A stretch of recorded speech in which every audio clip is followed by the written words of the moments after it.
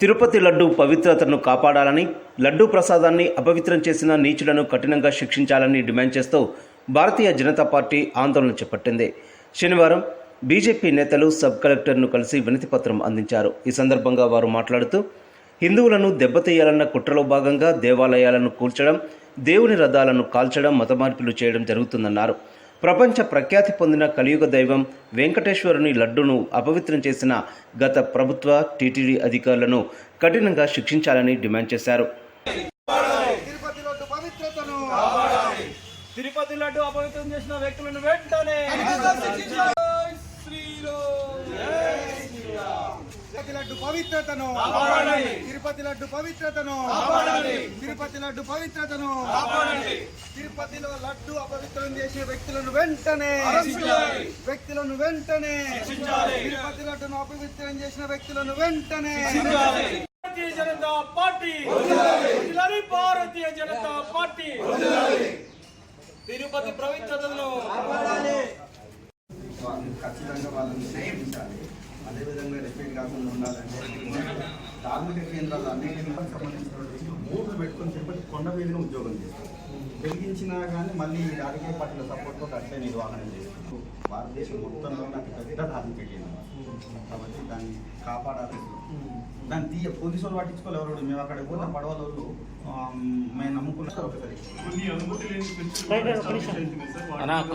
అతి పవిత్రమైన భారతదేశంలో అతి పవిత్రమైన క్షేత్రం తిరుమల తిరుపతి దేవస్థానం. దాంట్లో 5 సంవత్సరాల నుండి కొన్ని ఎలుకలు చేరి ఆ దేవస్థానాన్ని మొత్తం సర్వనాశనం చేయడం జరిగింది. గతంలో తిరుపతి జోలికి వచ్చిన వాళ్ళు మట్టి పాలైనరు.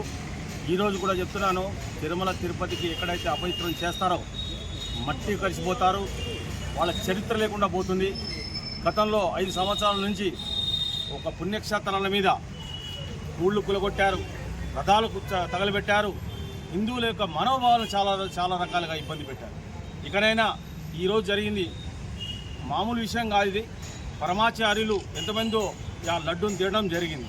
అంటే మన హిందుత్వం మీద ధార్మిక సంస్థల మీద ఘోరాతి ఘోరమైన నేరాలు చేసేందుకు తయారైంది. ఇట్లాంటి వాళ్ళని వెంటనే శిక్షించాలి. ఎవరైతే ఇట్లాంటి కార్యక్రమాలు చేశారో వారి మీద చట్టపరమైన కఠినమైన నిర్ణయాలు తీసుకోవాలి, శిక్షించాలండి. ఈ వాడపల్లి క్షేత్రంలో అన్యమత ప్రచారమే కాదు, మత మార్పిడులు కృష్ణాల ఒడ్డున జరుగుతాను. అదే కాకుండా అక్కడ బోటు నడిపే వాళ్ళు జబర్దస్త్ చేసి ఏదైనా పిండాలు గిండాలు అన్నీ పెడుతుంటారు. కాబట్టి హిందూ మతం మీదనే వాళ్ళు డబ్బులు ఎక్కువ వసూలు చేసుకుంటూ కనీసం జాకెట్లు లేకుండా నడి కృష్ణాలకు తీసుకుపోతున్నారు. ఒక ప్రాణం పోతే ఎంత ప్రాణం విలువ ఉన్నది. ఒక ప్రాణం పోతే దాని గవర్నమెంట్, ఎందుకంటే లాస్ట్ టైం కూడా ఆర్డీఓ గారు చెప్పడం జరిగింది, డిఎస్పీ గారికి కూడా చెప్పడం జరిగింది. ఎవరైతే సంబంధిత వ్యక్తులు ఉన్నారో అధికారులు ఉన్నారో వాళ్ళు ఇమ్మీడియట్గా స్పందించి ఆ మత మార్పిడులను కానీ ఆ యొక్క పడవ నడిపాల మీద కఠినమైన చర్య తీసుకోవాలని పవిత్ర గురించి దేశవ్యాప్తంగా హిందువులు మనోభావాలు దెబ్బతిన్నాయి, ఆందోళనలో ఉన్నారు.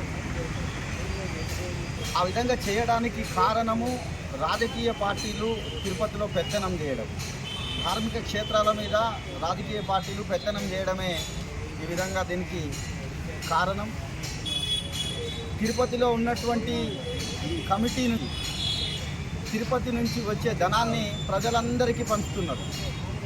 తిరుపతి అనేది ఈరోజు రాష్ట్ర ప్రభుత్వాలకు ఒక బ్యాంకు లాగా అయింది, కానీ ప్రజల యొక్క పుణ్యక్షేత్రం అనే విధిలో దాన్ని చూడడం లేదు.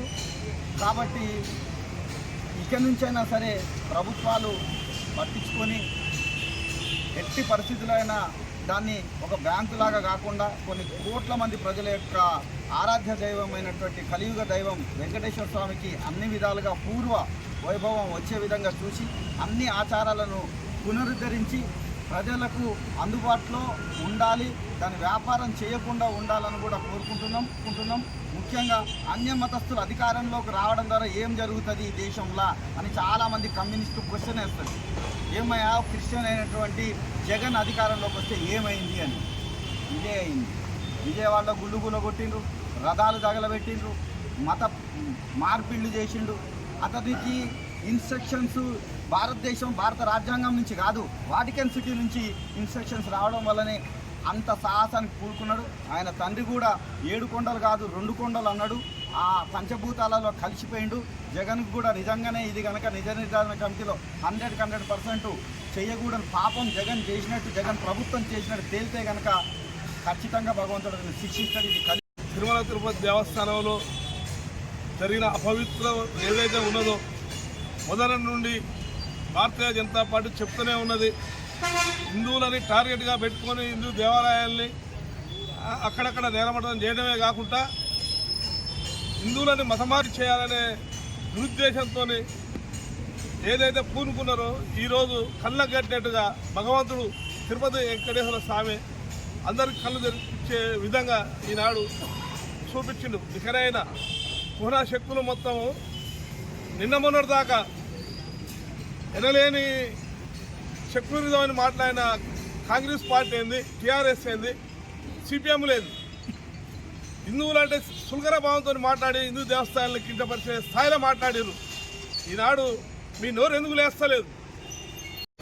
తిరుమల తిరుపతి దేవస్థానంలో జరుగుతున్నటువంటి అవినీతి అక్రమాలకు పాల్పడినటువంటి గత ప్రభుత్వాలు, అదేవిధంగా టీటీడీ బోర్డు యొక్క స్వయం ప్రతిపత్తిలో గల భాగంగా ఉన్నటువంటి వాటిలో అన్యమతస్థులకు ప్రమేయం కల్పించి ఉద్యోగులను కేటాయించడం కూడా గత ప్రభుత్వాలు చేసిన తప్పిదాలను మేము ఖండిస్తూ ఉన్నాం. అదేవిధంగా అక్కడ జరుగుతున్నటువంటి అరాచకాలను, దుష్టశక్తులను, ఆ స్వయం ప్రతిపత్తి ఉన్న సంస్థలను నాశనం చేయడమే కాకుండా వాటిని చొరగొచ్చి నాగం చేయడం జరుగుతూ ఉంది. దీన్ని తక్షణం మేము ఖండిస్తూ ఉన్నాము. అత్యంత హిందువులకు ఆరాధ్యమైనటువంటి పుణ్యక్షేత్రంలో ఈరోజు అన్యమతస్థులకు ప్రసాదం ఇచ్చే కాంట్రాక్ట్ని ఇవ్వడం అది ఎంతవరకు సమంజసమో అర్థం కావట్లేదు. టీటీడీ స్వయం ప్రతిపత్తిగా ఉన్నటువంటి ప్రసాద పంపిణీ విషయంలో ఎక్కడనో అన్యమతస్థులకు కాంట్రాక్ట్ ఇచ్చి అది చెడ్డ పేరు తీసుకురావడం, హిందువుల మనోభావాలకి దెబ్బతీసే విధంగా వ్యవహరించడాన్ని మేము భారతీయ జనతా పార్టీ తప్ప ఖండిస్తూ ఉన్నాం. ఇటువంటి చర్యలు సహేతుకం కాదు. ఇది యావత్ హిందువులంతా కూడా దీన్ని వ్యతిరేకిస్తారని తెలియజేస్తారు. స్థానిక ఆర్డీఓ గారికి తిరుపతిలో జరుగుతున్న ఈ లడ్డు ఏదైతే అపవిత్రత ఉందో ఆ అపవిత్రతపై హిందూ ధార్మిక సంస్థలపైన జరుగుతున్నటువంటి ఈ అన్య మతాల యొక్క దాష్టికాన్ని ఎండగట్టడం కోసం, హిందువులలో ఒక చైతన్యం నింపడం కోసం, హిందూ భక్తుల్లో ఒక విశ్వాసం కల్పించడం కోసం ఈరోజు భారతీయ జనతా పార్టీ రాష్ట్ర వ్యాప్తంగా నిర్వహించినటువంటి ఈ తిరుపతి లడ్డు యొక్క పవిత్రతను కాపాడడం కోసం అన్ని సబ్ కలెక్టర్ల ఆఫీసులకి ఈరోజు వచ్చి మెమోరాండం ఇవ్వడం జరిగింది.